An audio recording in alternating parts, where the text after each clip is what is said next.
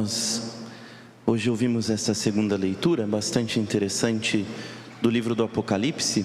Inclusive depois, quando a gente ler o capítulo 21 do Apocalipse, a gente vai entender este reinado de Deus sobre todas as coisas, no qual Deus será tudo em todos. E é algo que deve preencher o nosso coração de esperança. É um capítulo muito bonito, porque nos diz que não haverá mais dor, nem sofrimento, nenhuma lágrima mais nos olhos dos seres humanos, porque Deus estará sempre conosco e nós participaremos plenamente da sua alegria. E aqui neste trechinho do primeiro capítulo, Jesus, ou melhor, através de São João, Jesus se apresenta como o Alfa e o Ômega. É por isso que a gente finaliza o ano litúrgico com a festa, a solenidade de Cristo Rei, porque Ele é o início e o fim. Hoje nós terminamos, essa semana melhor, nós terminamos o ano litúrgico e domingo que vem a gente já está em ano novo. Já é um ano novo, uma festa nova na comunidade, porque a gente começa de novo o advento.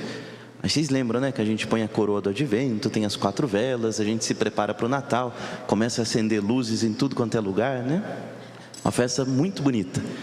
E a gente então finaliza o ano litúrgico com Cristo Rei do Universo, porque Ele é o ômega, o fim de todas as coisas. Tudo está se encaminhando para Ele, para o encontro com Ele.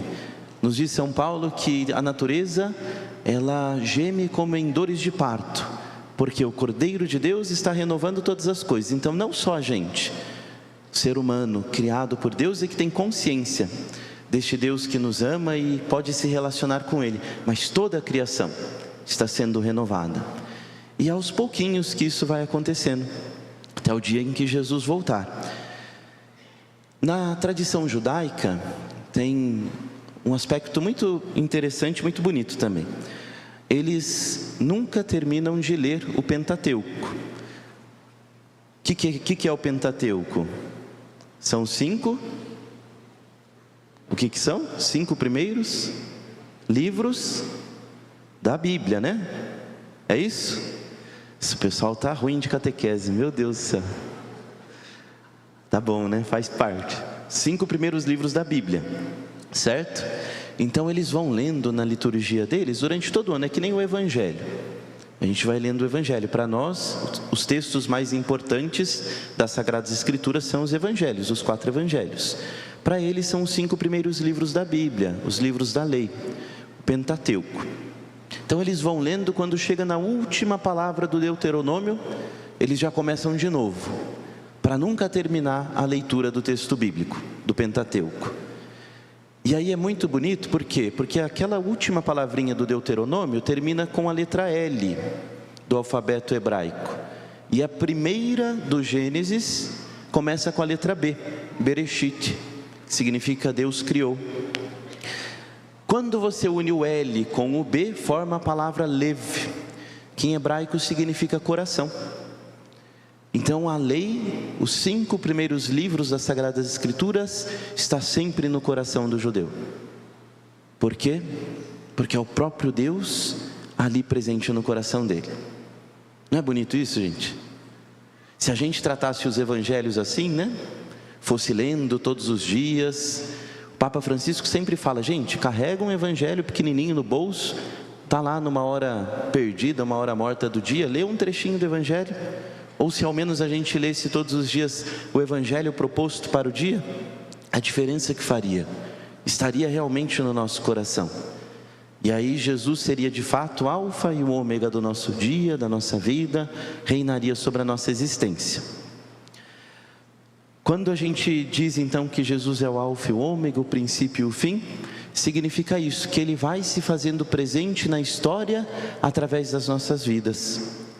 Este trechinho aqui ainda, este versículo, nós ouvimos que o Senhor, Ele se apresenta como aquele que é, que era e que vem.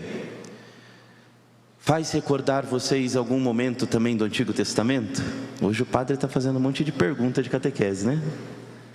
Vou dar uma dica do livro do Êxodo. Nada? Outra dica, tem a ver com Moisés.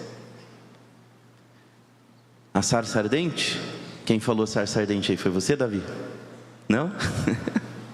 Tem a ver com a sarça ardente. O que acontece lá diante da sarça ardente? Moisés pergunta o que para Deus? Quem ele é, não é isso? Pergunta o nome de Deus. E como que Deus se apresenta? Eu sou aquele que sou, aquele que é. Aqui este trechinho do versículo 8 do primeiro capítulo do livro do Apocalipse é a tradução da forma que Deus se apresentou lá para Moisés. No grego foi traduzido assim, o hebraico lá do Êxodo: eu sou aquele que é, aquele que sou, que era e que será. Eu sou aquele que é, que era e que vem. Então a gente vê aqui Jesus que se apresenta através do Apocalipse de São João como aquele que está sempre presente em toda a criação. Dizem os padres da igreja que quando Deus criou, ele olhava para Jesus, para o Filho, pois o Filho se encarnou, né? Então Jesus, e ali olhando para a beleza do Filho, ele foi criando tudo aquilo que existe e também o ser humano. Aí a gente entende como que Deus vai se fazendo presente na história. Teve um certo momento em que esta presença de Deus, que é revelada ao mundo através da igreja, a igreja contém os grandes tesouros da nossa fé, né? Ela inclusive se confundiu com os reinos históricos que a gente tem, os governos e etc., que foi o tempo de cristandade. Neste momento aí não deu muito certo, né? Por quê? Porque é formada de seres humanos, de homens e mulheres, pessoas que são falhas, imperfeitas, como você e eu. E aí quando não foi ali no pequeno, no simples da história, mas através lá do grande, dos poderosos e das autoridades, a gente tentou impor o reino dos céus, não deu certo, né? Porque Deus vai agindo sempre na humildade. E é assim que Deus continua agindo. Terminou a cristandade, a igreja continua a revelar para o mundo o reino dos céus. A igreja não é o reino, mas é semente desse reino no mundo. E o reino vai se fazendo presente nessa pequenez, através do coração de cada cristão, que acolhe o Senhor como rei da sua própria vida. Então é nessa simplicidade, gente. Aquele que é, que era e que vem se fazendo presente na história e transformando a vida de cada pessoa que acolhe a sua presença. Então a gente não tem que imaginar, né, que Deus vai simplesmente virar de ponta cabeça, etc., como queriam os discípulos de Jesus, não é isso? Que Jesus fosse aquele que fosse derrubar Roma, destruir tudo e assumir ali, a partir dali, o seu reinado sobre toda a humanidade. Qual que é o trono de Jesus? É a cruz.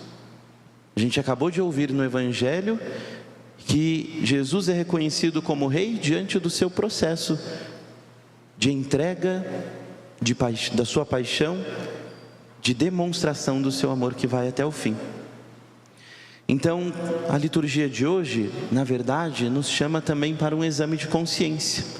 O reino de Deus vai se fazendo presente na humanidade através da vida de cada cristão, de cada cristã que acolhe a palavra de Deus, que coloca realmente o Evangelho no coração e que deixa com que essa palavra vá transformando a própria vida e que o Senhor seja o alfa e o ômega, o princípio e o fim do próprio dia, da própria existência, daquilo que existe de mais importante na própria vida.